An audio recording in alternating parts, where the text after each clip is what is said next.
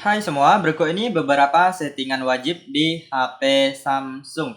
Langsung saja teman-teman kita masuk ke tutorialnya. Pastikan teman-teman simak video ini sampai akhir. Nah, untuk settingan yang pertama, biasanya saya akan mengatur tata letak layar depan ya teman-teman ya.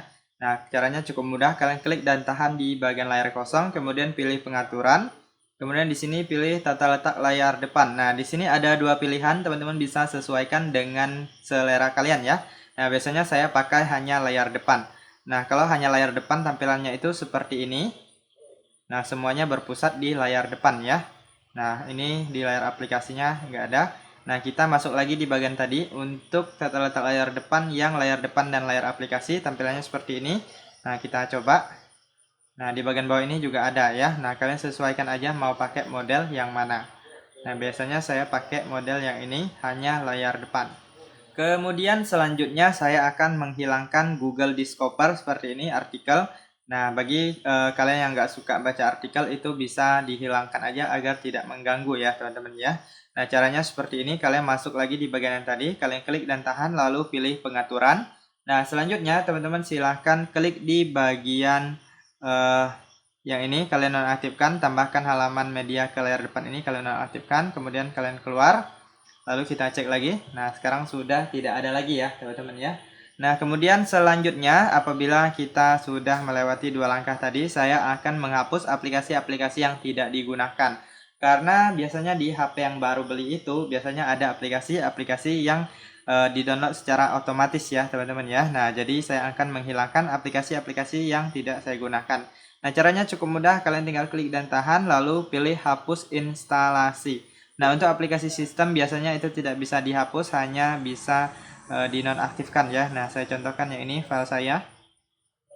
Nah, di sini nggak ada opsi.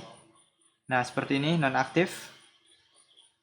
Nah, teman-teman bisa hapus aplikasi-aplikasi yang tidak kalian butuhkan. Oke, selanjutnya kita masuk ke settingan berikutnya, yaitu akan setting di bagian pusat kontrol.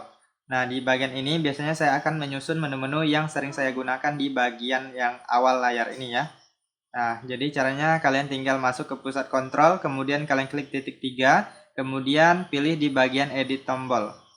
Nah, di bagian atas ini ada menu-menu yang mungkin kalian butuhkan ya. Jadi kalian tinggal klik dan taruh ke bawah. Nah, seperti ini. Kemudian untuk menu yang tidak kita gunakan, kita tinggal klik dan tahan lalu geser ke atas. Nah, kemudian untuk halaman awalnya ini kalian bisa letakkan menu-menu yang sering kalian gunakan. Misalnya ini ada center, kalian letakkan di tampilan awal. Kalian tinggal pindahkan aja seperti ini. Nah, tinggal pindah-pindahkan aja. Jadi kalian silahkan susun atau urutkan sesuai dengan yang sering kalian gunakan. Kalau udah, teman-teman silahkan klik selesai. Oke, sekarang kita lanjut untuk settingan selanjutnya. Settingan selanjutnya adalah RAM plus atau RAM virtual ya teman-teman ya. Nah, jadi teman-teman yang ingin meningkatkan performa di HP-nya, teman-teman bisa menambah RAM di HP Samsung kali ini.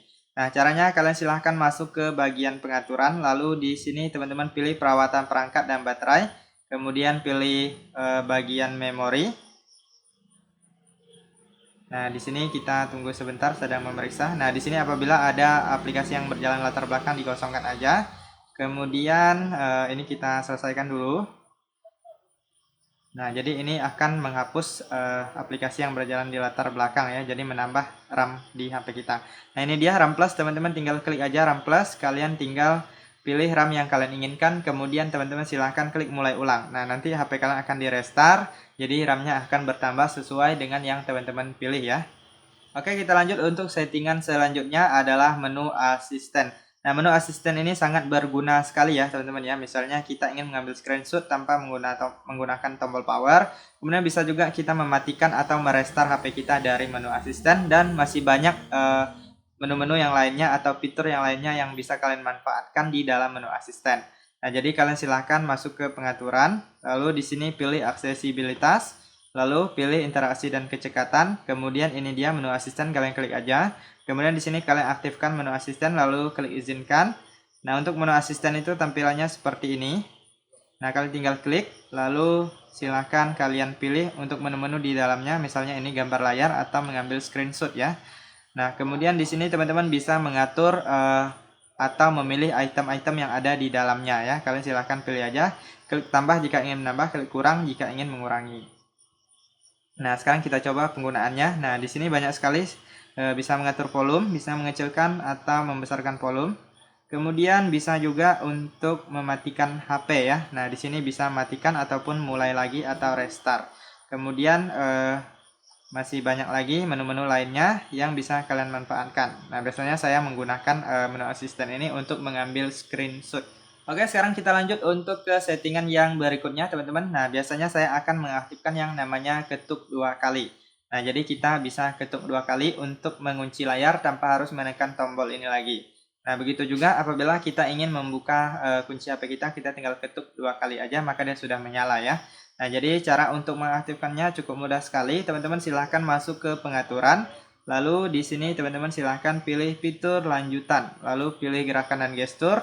Kemudian di sini teman-teman silahkan aktifkan yang ini. Ketuk 2 kali untuk menghidupkan layar dan ketuk 2 kali untuk mematikan layar. Nah, setelah kalian aktifkan maka sudah bisa digunakan. Nah, seperti itu cukup mudah sekali. Silahkan teman-teman coba.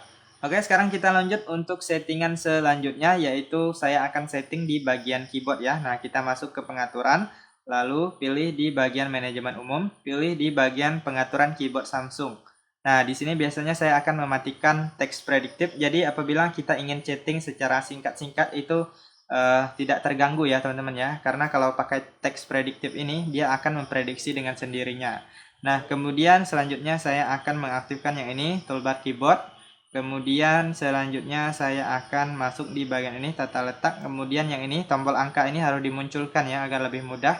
Kemudian kalau ada karakter alternatif diaktifkan aja. Nah, seperti itu untuk settingan di bagian keyboardnya. Oke, sekarang kita lanjut untuk ke settingan berikutnya, yaitu adalah suara dan getaran ya teman-teman ya. Kita masuk ke pengaturan. Lalu di sini teman-teman silahkan pilih di bagian suara dan gitar. Nah, untuk suara dan gitar ini biasanya saya akan menonaktifkan beberapa di bagian ini suara sistem. Nah, yang ini biasanya keypad panggilan ini saya nonaktifkan. Kalau enggak, biasanya dia ada bunyi seperti ini ya teman-teman ya. Nah, jadi dia ada suara pas kita mengklik atau sedang mengetik di keypad ini. Jadi biasanya saya akan nonaktifkan. Kemudian yang ini saya nonaktifkan juga. Kemudian ini juga biasanya saya hanya menyisakan yang ini pengisian daya. Untuk settingan ini teman-teman bisa sesuaikan aja dengan keinginan kalian ya.